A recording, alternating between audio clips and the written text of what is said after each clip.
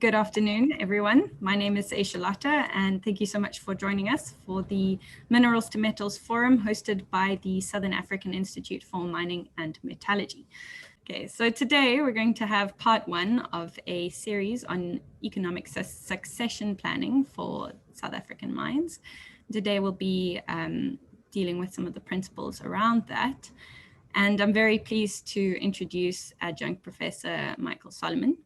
He is a mining engineer with 41 years of industry experience, and he has a substantial and extensive mining career with various capacities, which you can see quite a significant long list on the speaker profile. But just to mention one, he's a significant advisory experience with the UNDP expert panel on the role of mining for poverty alleviation in Tanzania. He has various institutional affiliations with the World Economic Forum and the Federation for Sustainable Environment, as well as, of course, with the Minerals to Metals and the Southern African Institute for Mining and Metallurgy.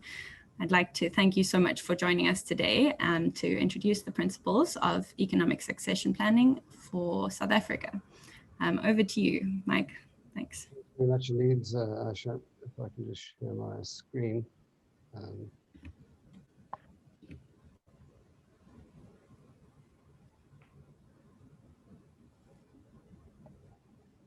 Sorry, get the technology sorted.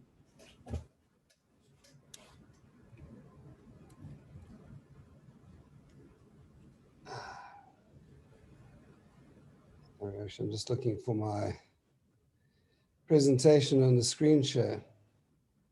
Not a problem.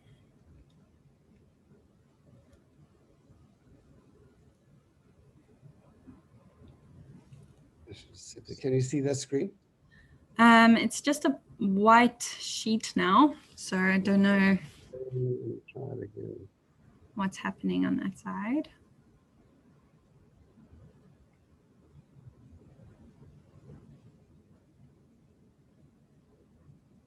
About everything else but my presentation. Let's try that. We see something. It's there we go. Yeah, it's coming. Sorry about that. I should have put everything else down before the presentation. I apologize. Good afternoon, everybody. Just to introduce the subject of economic succession planning, one of the vagaries of South African law, and in fact, policy and law in most countries, is that the regulation around mine closure is concentrated on physical, or focuses on physical rehabilitation of mines, and that's the rehabilitation after the mine closes. You've got to demolish buildings, return the land to more or less the same more or less the same condition that the land was in, and sorry, I had to let a dog out, and basically spend hundreds of billions of rands on restoring the land. What people do not do at this stage, or none of the regulations do, is to take account of the community aspects or the social rehabilitation of mining communities when mines close. So I've just been involved in a process with the Department of Mineral Resources and Energy in the drafting of a new national mine closure strategy, which is based on the principles of economic succession planning. And that really takes the whole question of rehabilitation one step further. Just to put the seminar in context, this is a joint venture between the SAIMM and Minerals to Metals at the University of Cape Town. I fit into both of those camps. I sit in council for the SAIMM, and I also am a member of the Minerals to Metals group with SAIMM,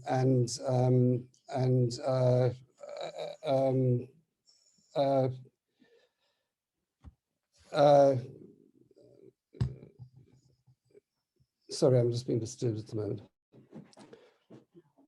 I sit in the Minerals to Metals group of the SAIMM and the Future Water Group.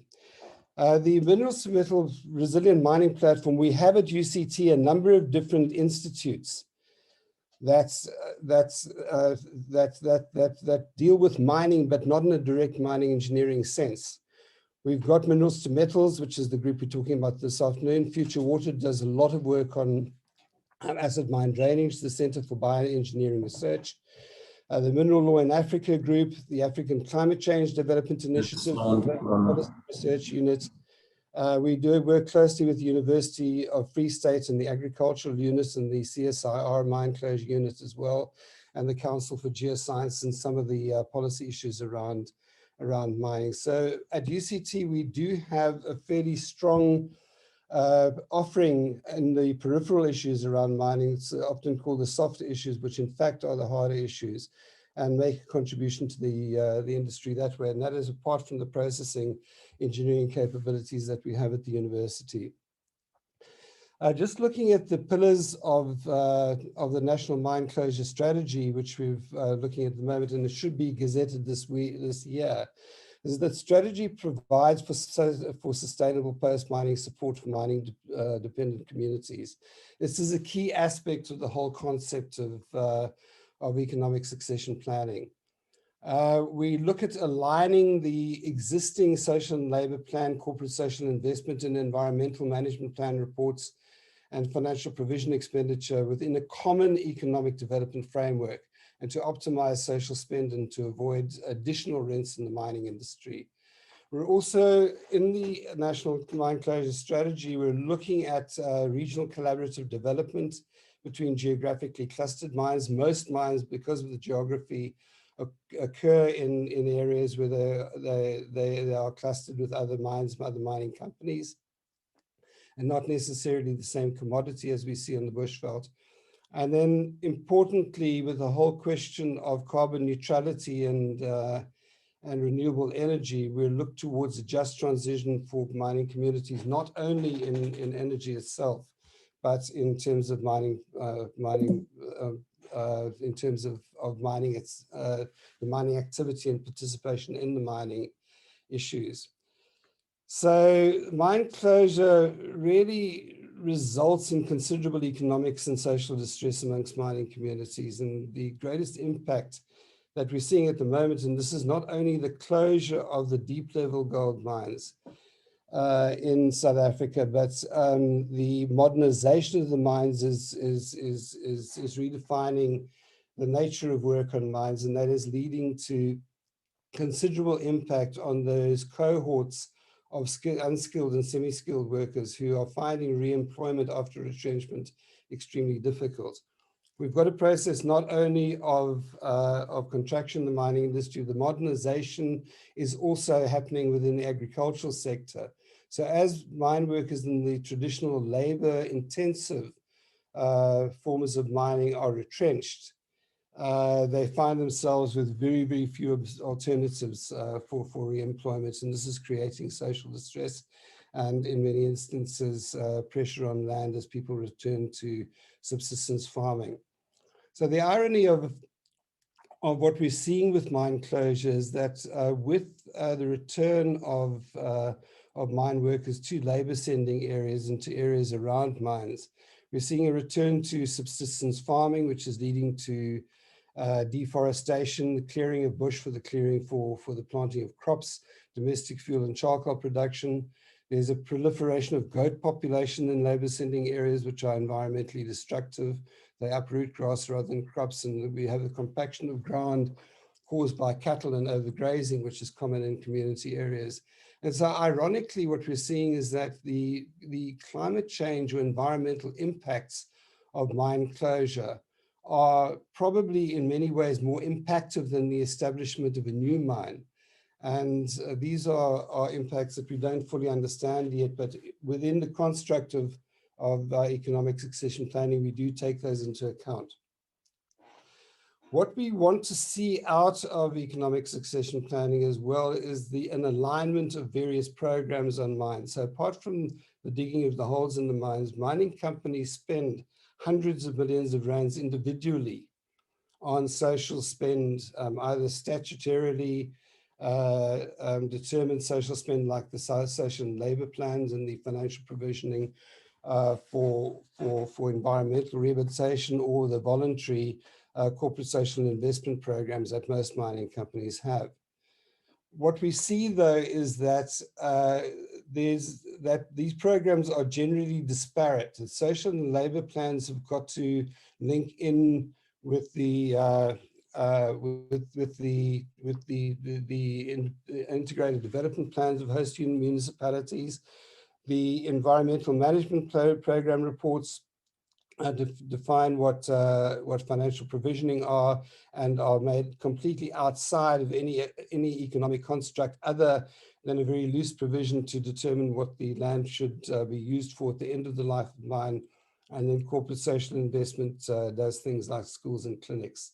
So what we are trying to do is to, where we have this disparate spending that is going to hundreds of millions and in some cases billions of rands a year for mining companies, mining groups, we would like to see a situation where government and the various government competencies, the DMRE, environment, water affairs, human settlements, allow mining companies to look at economic planning, economic diversification around mines, and use that as the basis for rehabilitation, so that we don't say at the end that the end use of the mine is going to be agriculture.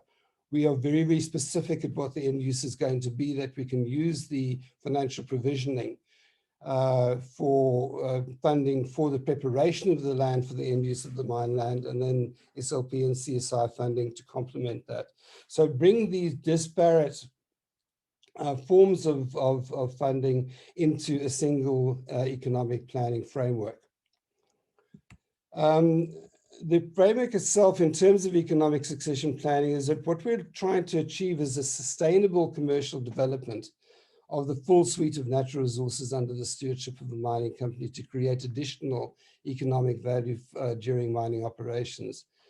Effectively, most mines have got fairly large tracts of land, and what we're looking at is to take the land that is not being used for mining purposes, and that's the digging of the hole of the ground, the shaft or the open pit, the processing plant or the social infrastructure around the mine, and to use that for something else that it is not necessarily tied into the mining value chain. If it's tied into the mining value chain, it's not sustainable in the longer term.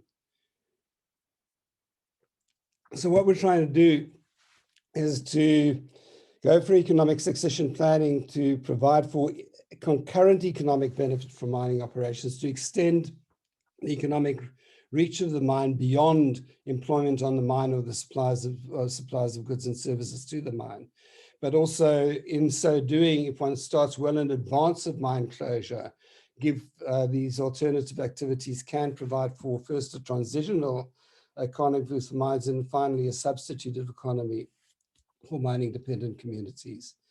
What this requires is taking those factors of production, the land, the landscape, the bulk infrastructure, institutional capacity, social infrastructure, and the industrial and commercial infrastructure on the land, as well as the access to markets, your transport infrastructure, communications infrastructure, and economic flows, and actually apply that to a completely different economy. And generally speaking, because mines are usually in rural areas, the first port of call is agriculture. And in fact, the factors of production for a mine are very, very similar to those of agriculture.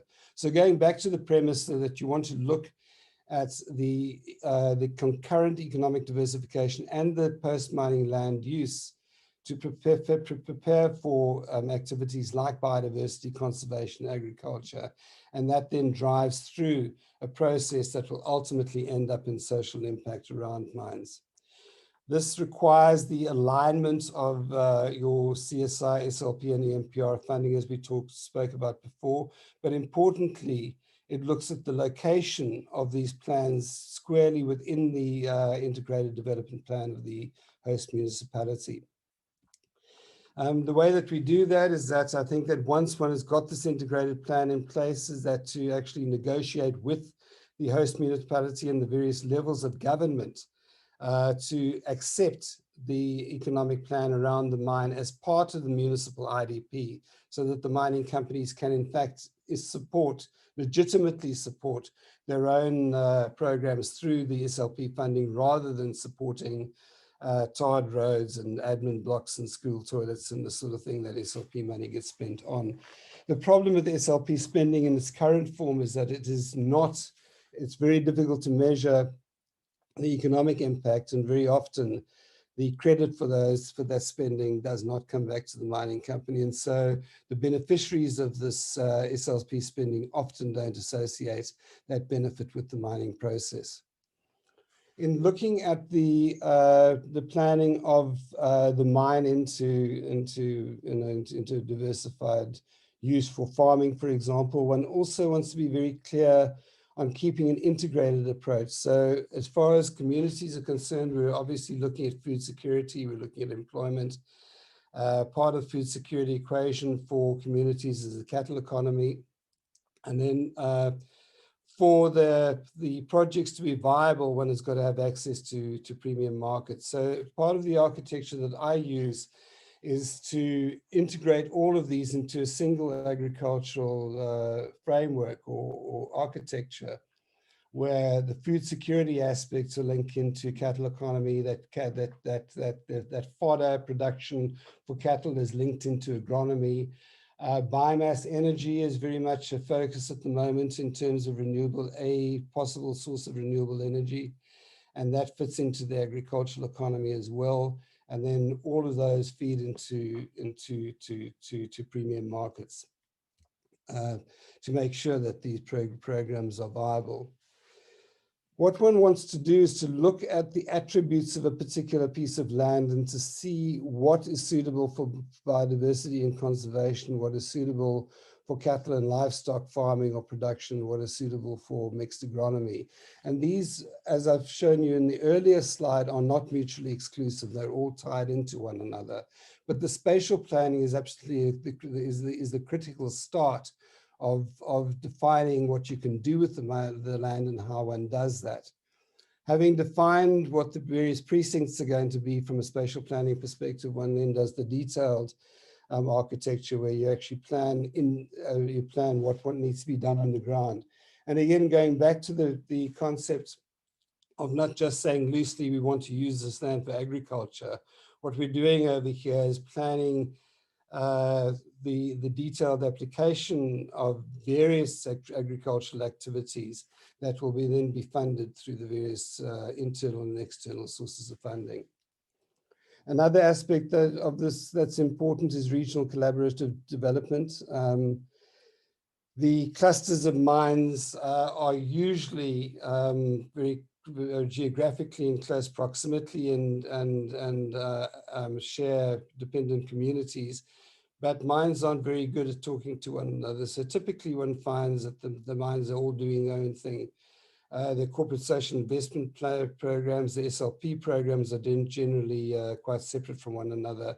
And what we're finding is that there's a great deal of duplication, particularly in SLP programs where you have these clusters of mines. So what we're suggesting is that not only should the mines be collaborating in looking at a regional approach to economic succession planning as to what can be done in the region in terms of agriculture, tourism, biodiversity conservation, water use, but also to pool their CSI and SLP funding into a much larger pool of funding to extend these programs over much greater geographic and community reach.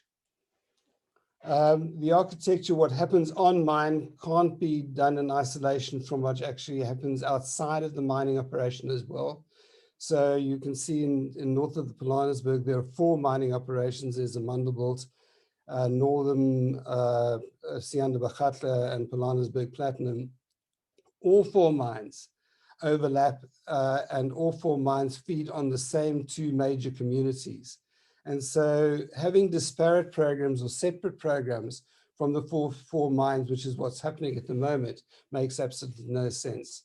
One mine alone can be spending 200-300 million rand a year on social programs. If you take that over 4 mines, one has got sort of 500–600 million rand that one can deploy into these community programs, which has much more, much greater scale and much more economic impact.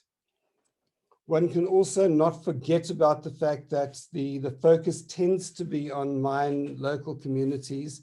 Economic succession planning also looks at what happens in the labor sending areas. And so one has got to look, particularly with the closure and contraction of the deep level gold mining industry, as to what happens where people go to once they leave the mines, whether they retrench or they retire. And so the programs that we're implementing does take cognizance of the fact that people live elsewhere, and that we need to find out where they are and make sure that they are able to benefit from the programs that we have on mine. So what we're doing is that we are looking at diversification, particularly when it comes to cattle and agronomy, and training people on mine so that when they do leave the mine, they have the skills and in certain circumstances, the assets and the cattle that they can take with them and go back to their original areas of origin. Part of the program is, well, the program is primarily first focused on community economy, which is cattle economy, and University of Pretoria is doing a lot of work in cattle economy as well. But we're finding that that community cattle are completely underutilized. We're working with organizations like the Southern African Veterinary Council and AfriVet, an animal healthcare company. And the indications are in the Transkei and the Bajinala areas that less than 5% of cattle on the ground are actually being traded commercially. The mix of cattle herds or livestock herds is wrong. You've got a lot of unproductive cattle that are grazing on community lands, and so consequently, one is finding that the community cattle are creating widespread desertification in labor sending areas and in the areas around mines. These aerial shots were taken from a helicopter in that area north of Bajinala, of Pilanesberg Nature Reserve that I showed you earlier on. And you can see that the land, the communities, the mining communities' lands are desertifying very, very rapidly. And what one wants to do is to actually use the economic succession planning programs to, as far as possible, create situations where one can arrest or reverse this desertification. This is some of those crawls that you can see from this particular. This is what they look like on the ground. There's nothing for cattle to eat. These are a couple of pictures from commercial farms in the same areas as these community farms that are healthy and productive rangelands. So if the mines were to collaborate regionally in working with their dependent communities, we do have it within our power to actually change this narrative. On the one hand, we've got desertification in the Bakhatla areas, and the other hand, we've got the infestation of alien species into community lands in the Bapalani area. And one wants to address both. There is a certain amount of economic benefit in clearing invasives from cattle rangeland and conservancy areas and turning that to economic account. And what one wants at the end of the day is what you see in those two bottom pictures, where you've got healthy rangelands with good carrying capacity for community cattle. I'm not going to go into the details now, but between reducing cattle disease, improving the productivity of community cattle, and improving the condition of rangelands, we can increase community cattle economy by up to 70%. What that means is that from a standing start in one of the areas we're looking at, in the first year of operation, we can look at around 50 to 60 million rand injected into a community, building up to around 600 million rand over a period of 10 years. This is not rocket science. This is basic management. Small programs like the use of boscors, alien invasives, have got an economic value to them. There's a massive market in firewood and also in cattle fodder. So these alien invasives are either the larger plus 30 millimeter fire bushes are cleared, are cut for firewood. The finer bush is milled to produce cattle feed called boscors that actually then is used as a supplement for community cattle. So what is a problem can be turned to a commercial benefit to the communities and a benefit, a nutritional benefit to their community, to their cattle as well. So we want to take this ecosystem services approach, that we look very carefully at range plan, we look very carefully at the use of water and natural resources to actually to improve the feeding of livestock and reduce the desertification that happens around community cattle herds and agronomy. The value chain approach is important, is that the cattle fit into not only to an economic value chain, but also into an environmental eco-services value chain in terms of renewable energy and cattle nutrition as well. One of the major focuses for economic succession planning is also to look at the question of renewable energy and diversified energy mix and to plan around that. So if we were looking at diversified energy or carbon neutral footprint, we want to start looking at not only at the PV technology, solar and wind, but biomass energy has got a huge potential for creating employment and involving communities in the production of biomass feedstock. So we're not only looking at electricity as a form of energy, but biomass energy through the production of biomass is used for the production of diesel, synthetic diesel, hydrogen as a replacement for coal, for liquid natural gas and LPG in the mining process across the board. So the architecture for that, again, is that one has got to look holistically at various options of renewable energy and to understand how that fits into this whole economic value chain. Not only the mining value chain, but the community value chain as well. Just to give you an example of the carbon neutral roadmap and what we're talking about in terms of renewable energy mix, and this will be the subject of another in the webinar series. This is a platinum mine that we did the modeling for, which looks at a 20-year horizon between 2015 and 2035 using ICMM and coal and fossil fuel gas. We can actually, using diversified energy mix on mine, get carbon neutral by 2032, 2035 using existing technologies. And there are significant commercial advantages to that. So carbon neutrality and just transition in mining and energy is not just a pipe dream. It's something that the technologies exist and the technologies are commercially and economically viable.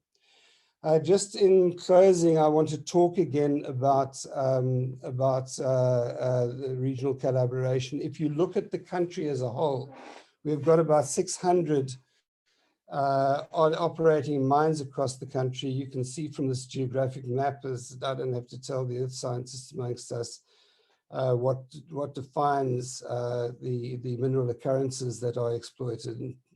But the clustering is very important, is that if we've identified about 10 or 15 clear clusters of mines that can, in fact, because they are sharing the same environment, they're sharing the same commodities, they're in the same community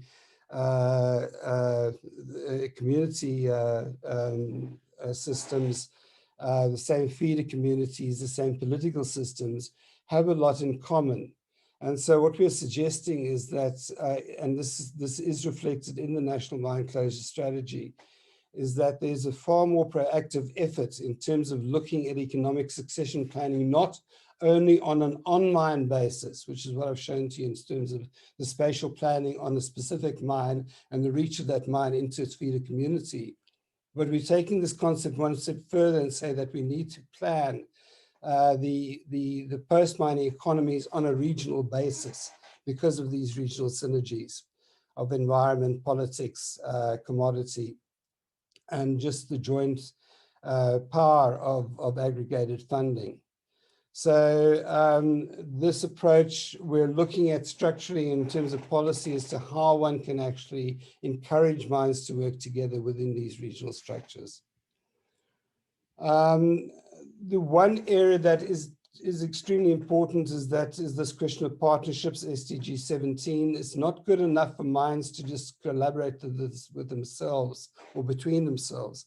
And mining companies are not good at talking to one another. There are competitive elements, there are cultural issues, and there's just straightforward, unwillingness to actually go outside one's own boundaries. But we need to look at a collaboration of different mines. We need to look at cross-sectoral collaboration between the mining industry and particularly the agricultural sector. And at the moment, there's outright hostility between agriculture and mining that we need to resolve through this collaborative development program. Academia, we're doing a lot within our own structures at UCT towards sustainability in mining. Professor Jenny Broadhurst is with us today, is leading a number of different programs, and we are starting to get recognized for the work we're doing in mining sustainability. But then we need to look beyond that and look at civil society and other organizations, the Institute of Mining Metallurgy, SAIMM, we have a collaboration with them. We've got to work with government. We've got to work with the various representative organizations, with activist organizations in the NGO sectors as well. Importantly, we need to work with communities, and we cannot achieve any of this without the full buy-in and ownership of communities. Finally, if we're going to understand how we're doing, we need to understand where or what we want to do. We need to understand where the impacts of our activities are. These are an analysis that we did a couple of years ago on the impact of the platinum sector. You can see that from this, that while the platinum sector is centered around Rustenburg, in fact, 75% of the impact of the sector is outside of Rustenburg. These are more recent analyses that David Fillion and myself are working on at the moment. And you can see very clearly that the mine local communities are only part of the problem. If we are going to do a proper job in looking at post-mining economic support for mining dependent communities, we really have to understand where they are and the extent to which mines impact on that, so we can plan to replace those economic flows once mines actually close. So this baselining of understanding not only geographically as to how mines impact on communities, but also cross-sectorally is very, very important, a very important aspect of what we do. And again, unless we do this baselining, we cannot measure the impact at the end of the day. So there's a lot of economic work that we're doing that I think that is valuable not only for the mining companies themselves, but for government in terms of looking at the chronology of mine closure, the overall impact of economic and social impact of mines, and how one plans to mitigate the impacts of the contraction of the industry generally, but of mine closure specifically. And that's me. I did it in 40 minutes. Well done. Thank you so much for that presentation. That was really informative. And I was under pain of death from Aisha to not breach my 40-minute limit. No shame. Please don't feel like you have to stop. You can. Well, we're going to continue with the questions, and I can see why we need a series on this topic. It makes sense to really flesh out some of these points. We have just a point of input from Mpho Ndaba from Banya Stillwater, which says, this is a framework / concept that needs to be adopted by government as part of the district development model in mining jurisdictions. So he's unfortunately had to hop off the call, but that's just a point of input from him. Would you like to say something about that? I think that's Sibanye. I'm sorry that he's not on the call, because Sibanye have actually adopted a very similar process that Xara has done as well. And they're trying to do this. They are doing this on the West Rand, and it's not as easy as when it comes to working with government, particularly local authorities. It's extremely difficult. Communities are difficult. The local authorities are difficult, and bearing in mind, in working with government, you're looking at various tiers of government. You've got local authorities, provincial authorities, and then your national departments, and the national departments again are work in silos. So working with the government is difficult, and we hope with the National Mine Closure Strategy that we can actually align at least some of the key departments, which are water and sanitation, environment, and also human settlements is an important part of this equation. But it's extremely important to build this into cross or cross-sectoral policy. Can you imagine cooperative governance as a part of that discussion, trying to enforce those principles whilst also not letting it pass the buck? So we've got a question from Caroline Digby. Is any of the economic impact work published, or are there any draft reports available? Caroline, we're getting there. We've been working on this. We started this process in 2018 with the publication that you edited.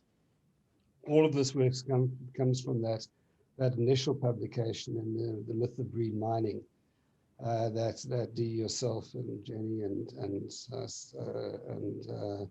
and others put out. And so what you're seeing now is really an evolution of that thinking, where we've now got to a point where we've got very, very detailed economics. And so Jochen is there, and Jenny is there, and I'm under the whip to actually get something published, and we're trying to do that right now.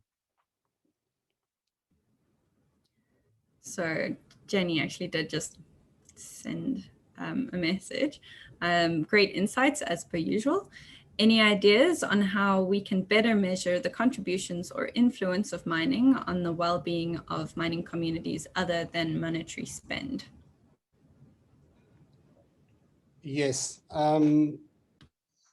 We've got to start with monetary spend, because it's, at the end of the day, sustainable communities are dependent on having sustainable economies. And again, sustainable environment is a prerequisite well, sustainable communities are prerequisite for sustainable environment. So in that baselining that I showed you, what we do is that we actually track wage remissions down to village level. We track GDP down to, we can only get GDP at the moment down to district municipal level. We look at wage remissions, we look at procurement inputs. We then look at tax. So if a mining company pays tax to central government, we then track that tax all the way back to the target communities that we look at. And then we look at social spending as well. So the economic equation is really a juxtaposition of wage remissions, procurement benefits, tax benefits, or fiscal benefits, and social spending. And that gives us an idea of what the overall economic impact of a mine is on a community. To measure that so we are able to very empirically measure that, but then one has got to look at other poverty, at other social indicators as well. There are a number, the various poverty indices and the human development indices. We need to actually look at that as well. There's a very good program called Poverty Stoplight that I'm starting to use. That has got very innovative ways of measuring community development through these economic development programs, and we hope to be able to publish something on that as well. So it's economic and other forms of poverty indexing that we need to look, or poverty alleviation and human development indexes, that you've got to do both. So I urge people to drop some questions in the chat, or raise their hand rather. That's always better, just to get some fresh voices on the panel.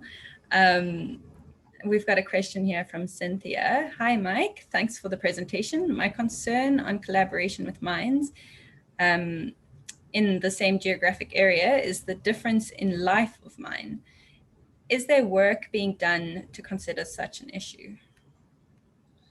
That's a very interesting point. It's not only the life of mine, the differences in the life of mine that are important, but this practice in South Africa of pass the parcel with mines. And so Anglo American will run very good quality deep level gold mines until 20 years in advance of mine closure. They then sell them on to Anglo Gold Ashanti, runs them for a couple of years more, and Anglo Gold Ashanti will then sell them on to Harmony, and Harmony then so what we see happening is that that mining companies, as they move towards closure, get passed on to different owners, and the ultimate owners that tend to be smaller companies that are less well resourced. Very often asset strip the mines. We've seen that happen. Or don't have the institutional capacity to do a proper job in the rehabilitation. And so in the national mine closure strategy, in order to avoid that, we're looking at the whole question. There is an existing provision within the National Environmental Management Act called a mine closure. There are 4 ways of financial provisioning for environmental management or rehabilitation. And those are to create a fund which you give to the DMR, which nobody does because it's not a very sensible way of doing it from a financial perspective. To put money into a sinking fund, which many mining companies do partially, to take out insurance policies, gap insurance for environmental rehabilitation. But the 4th mechanism, which nobody uses, which we're looking at very carefully, is this thing called a mine closure rehabilitation company. And so we're looking at the possibility of establishing regional mine closure rehabilitation companies that are supported by mines in a geographic cluster that can manage these sort of regional development programs. So that if you've got a central authority that is managing the collaborative programs, particularly if it's as a statutorily accepted program, SPV, like a mine closure rehabilitation company, that they can actually manage these collaborative programs. It's not unusual. You do have it in the States. In the United States, have got environmental trusts that manage large areas for different mining companies. So there are precedents, but we're trying to look at how these structures can work. Got a hand from Harold. Would you like to step in? Good afternoon, Mike. Thank you for the opportunity. Mike, magnificent idealistic concepts that you're presenting, and one can hardly fault them on that ground. But a comment that I've made previously in these seminars is that this type of structure and collaboration and responsibility that you are advocating is going to essentially set up parallel governance structures to supersede what normal government and local authorities ought to be doing anyhow. The mines are being pushed increasingly to take corporate social responsibility for community upliftment, education, environmental control, sustainability, social cohesion, and as you just mentioned in your last comment, setting up regional structures that would take over some or many of the responsibilities that one in normal circumstances would be responsibility of government. The mines already paying income tax and other heavy taxes to the extent that the mining industry is virtually gaining no new international investment in South Africa, and yet we are building more and more superstructure on top of the poor mines until such stage as you can ask, are they in fact mining companies or alternative governments that are going to create conflicting layers of governance within the country? Sorry for this pessimistic view, but it needs to be articulated. Harold, you're 110% correct. And this is why, in the initial slide, and I had those slides in terms of managing, particularly the SLP and the environmental, the financial provisioning. Working with local authorities is an absolute nightmare. At the moment, the mining companies are spending hundreds of millions of rands. And I'm quite strong in this, and a lot of people don't like it. And I'm happy to say this to government, which I have done, and to say it to anybody else who's remotely interested. We are spending hundreds of millions of rands on SLP programs that we give to municipalities who don't have the institutional capacity to manage them. We are funding programs that are effectively just another tax. The mining company should not be funding tarred roads and municipal admin blocks and various other facilities within municipalities, because that is just another tax. The whole idea of saying that we want to take our own economic development program, we want to embed that program, that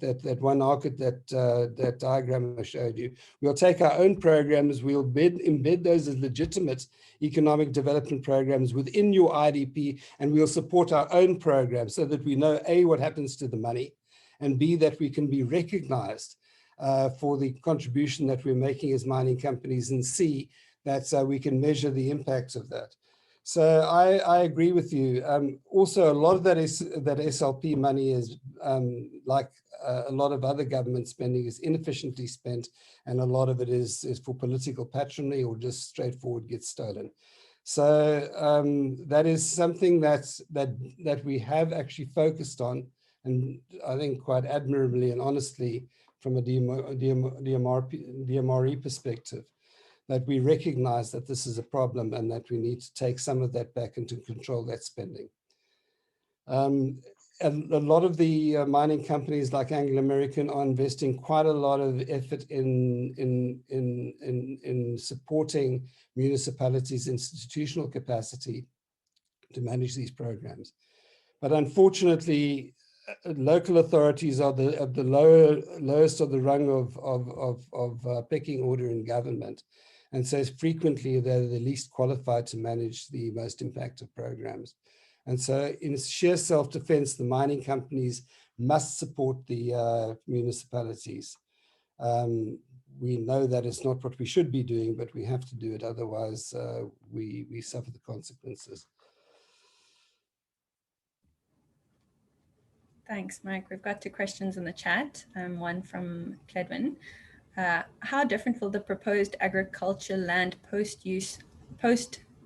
land use post-mining be compared to pre-mining agricultural activity?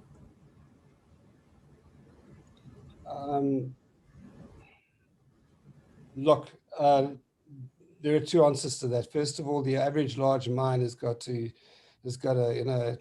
50 to 70 year life of mine, a 30 to 70 year life of mine. And so what happened before the mine started, and in terms of changing weather patterns, changing economic need, and changing technologies, it's unlikely that you want to go back to what was happening before the mine anyway. But the propensity for cattle farming or agronomy is what you want to duplicate. You want to actually replicate in a post-mining situation, but under a different, in a much more efficient manner. One thing I want to point out over here is that if you talk about being idealistic, which Harold was saying earlier on, the concept of returning mining land to its original state is just a pipe dream. It's not going to happen. And let's just be real about it. So let's try and actually take that mining land and rework it so that it's not necessarily what it was before, but it is more productive than it was before. And that goes for the agriculture as well as the the ecosystem services, your rangeland, water, afforestation, and so forth. I guess piggybacking on that question, looking at the kind of redirection towards biogas. I'm curious, because the moment I hear that, I think, but methane is still a greenhouse gas. Should we be focusing on going in that direction? And I don't know. I guess I'm just asking what is your opinions on that? Because it's a significant chunk of that one graph shifting into biogas as an alternative to fossil fuels. Look, what I showed you in that graph is that technically we have the technology at the moment to go carbon neutral. The economics sometimes don't work. So, for example, your biogas electricity is 3 times the price, if not 4 times the price of solar electricity. So your solar per kilowatt hour, your solar, you're looking at between sort of 35, 55, up to sometimes 75% a kilowatt hour. And that is just on solar generation itself, whereas your biomass energy is going at around R1.85 per kilowatt hour. However, that's not the story. If you look at the capex in 100 megawatts of if you want to use purely solar power, if you want 100 megawatts of installed energy, you've got to install of usable energy, you've got to install 400 megawatts of solar power, and then the batteries go into the billions of rands for 100 megawatts of solar. So one has got to take this value chain approach as to how do you actually balance the economies between just the straightforward cost per gigajoule or cost per kilowatt hour, with the social benefits, with the increase in the value of land, with the carbon tax rebates. You can't do these things individually. You've got to take the entire value chain approach, and then you find that these economics in fact do work. And so I don't think that we've got any choice but to go carbon neutral. There's an economic imperative. We can't afford ISCM any longer. Whatever Gweri Montash says or thinks, mines have got to get off the grid if they're going to survive. But in so doing, the biggest mines and smelters are the biggest consumers of electricity and fossil fuel energy generally, and the biggest generators of greenhouse gas emissions. So by going renewable energy and adopting suites of renewable energy rather than just solar, we can go carbon neutral, but at the same time save ourselves money. So carbon neutrality is not an option for mining companies. We've got to go carbon neutral. Okay, we've got a question here, probably last question from Dalu Buchle. Good day, Mike. With your experience of having previously run a junior mining company, are there any considerations being made with regards to a rehab fund for junior mining companies? Funny enough, again, that mine closure rehabilitation company I spoke of is really directed towards the smaller mining companies as well. The junior mining companies typically do not have the institutional capacity or the financial resources to manage the programs that they need to manage. And things like asset in the coal mining area, I mean, you've got 230 odd small junior mining companies around eMatleni, Ermelo, Middelburg area alone. And they can't manage the responsibilities that are imposed on them by law and by civil society. So the concept of having a mine closure rehabilitation company where these small mining companies can actually assign both their financial provisioning and their responsibilities for rehabilitation is really literally the only way that you're going to get that right. So it also fits in with that regional, that collaborative regional development philosophy I spoke of.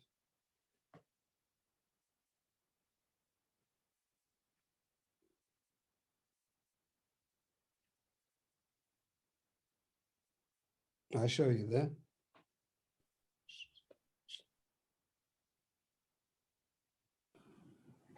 You muted, Aja. It has to happen at least once in the week, right? Always a little bit embarrassing. Sorry about that. Is there any last questions?